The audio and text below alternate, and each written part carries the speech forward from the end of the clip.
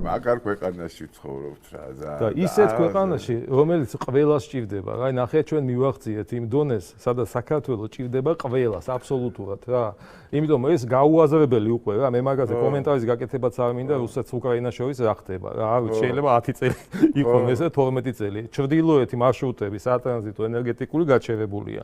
ირანში ხო რაღაცა შანსი ჰქონდა თვითონ რა პაკისტანში რაღაცას მიაღწიონ, ვერაფერს ვერ მიაღწიეს. ირანის მიმართულებაც გაჭედილია. წლებია გაჭედილი ადამიანს ყოველდღიურად ჭირდება საჭმელი და ყოველდღიურად შია და ერთადერთი სტაბილურობის ეს ოაზისი არის საქართველო რა. იმდენად მნიშვნელოვანია მთელი მსოფლიოსთვის, რომ ყოველ დღე ფაქტიურად ახალი ნაკადები გადის შენს ტერიტორიაზე. ხო, დღეს უკვე ყაზახეთის ხვალზე, ყაზახეთის ნავთობი წამოვა უკვე ბაქო-თბილისის მიმართულებით სად ევროკავშირისკენ, ხო, იმ ქვეყნებისკენ, რომლებიც დეკლარაციების დონეზე ვერ გიტანენ, მაგრამ ვერაფერს ვერ შვებიან, რა, ვერაფერს ვერ გადაგტეხეს იმ ხერხემალში ამ აკაცუკების იმედად, ხო?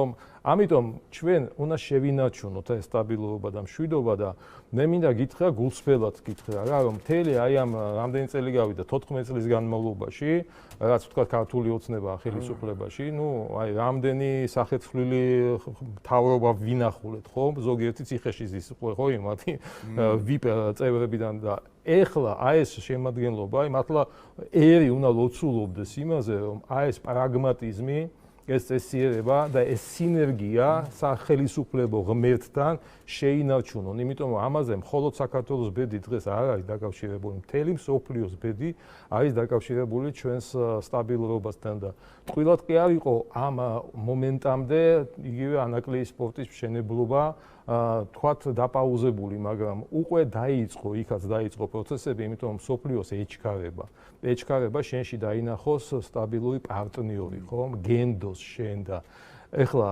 ამისთან ევროკომისარები ჩამოვლენ, მაგრამ როგორც ჩამოვლენ, ისე წავლენ რა.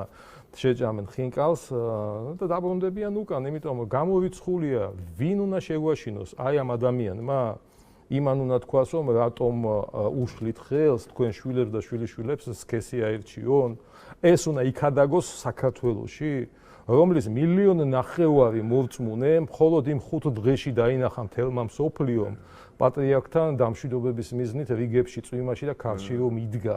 აი, ჭკუა ხო უნდა გქონდეს, ვისთან ჩადიხარ? ნუ იქ პაშინიანთანაც არ უნდა ჩაგესრულებოდეს წესი და რიგით, იმიტომ რომ იქ ცალკე ტრაგედია აქვს იმ რელიგიურ თემაზე, ხო?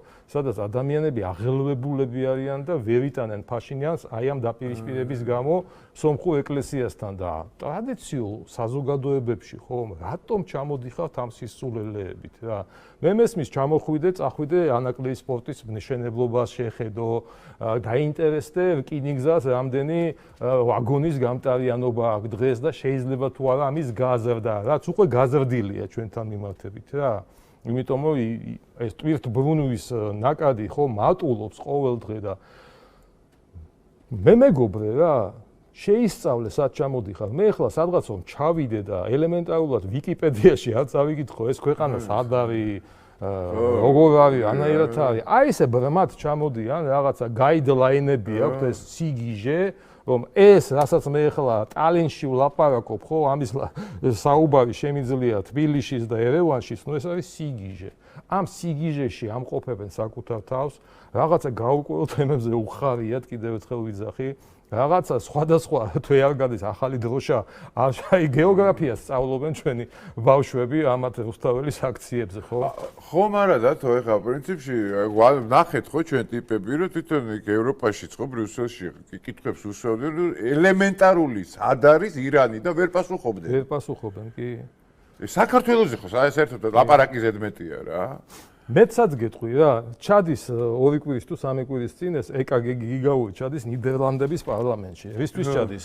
გააშალოს საკუთარი ქვეყანა რა. იწუწუნოს იმაზე რომ აქ ერთსქესიანთა ქორწინებები არ არის და ბავშვები ვაფშე ბიჭება და გოგოებად იბადებიან რა. კაიგე. რაღაცა ჩადის სად? ვიკიპედია ვთქვი ხო, გადაშალე რა, დააგუგლე რა, სად მიდიხარ თო. ნიდერლანდების პარლამენტში დღეს მძლავრობს მემარჯვენე ოპოზიციური ფრთა, რომლებიც შედგება ევროსკეპტიციზმის, სუვერენიტეტის ქვეყნის ინტერესების და რაღაცა კონსერვატიული რაღაც მიდგომებზე რა. ჩამოდის თითქოს კონსერვატიული ქვეყნიდან ვიღაცა ეკა გიგაური და უყვება ამათ იმ ყველაფერს, რომლის წინააღმდეგ ისინი საკუთარ ქვეყანაში იბოძვიან, გაიგე და აბსოლუტური სიჩუმე იყო დარბაში, იმიტომ რომ ესენი ვერ მიხვდნენ ეს აქ რატომ ჩამოვიდა რა და ეს კიდევ ვერ მიხვდა ესენი ტაშს რატომ არ მიკრავენო. იცვლება, ნელ-ნელა იცვლება, ისე არაა როგორც ჩვენ გვინდა, მაგრამ ბელგიაშიც იცვლება სიტუაცია, ნიდერლანდებში იცვლება, იმიტომ რომ რის გამო იცვლება, იმიტომ კი არა ყველამ გაიხსენა ქრისტე და ყველამ გაიხსენა დედა ეკლესია. არა, მაგრამ იმაზე უარესად ყოფნა, რაც ეხლა აქვს სიტუაცია, ხო?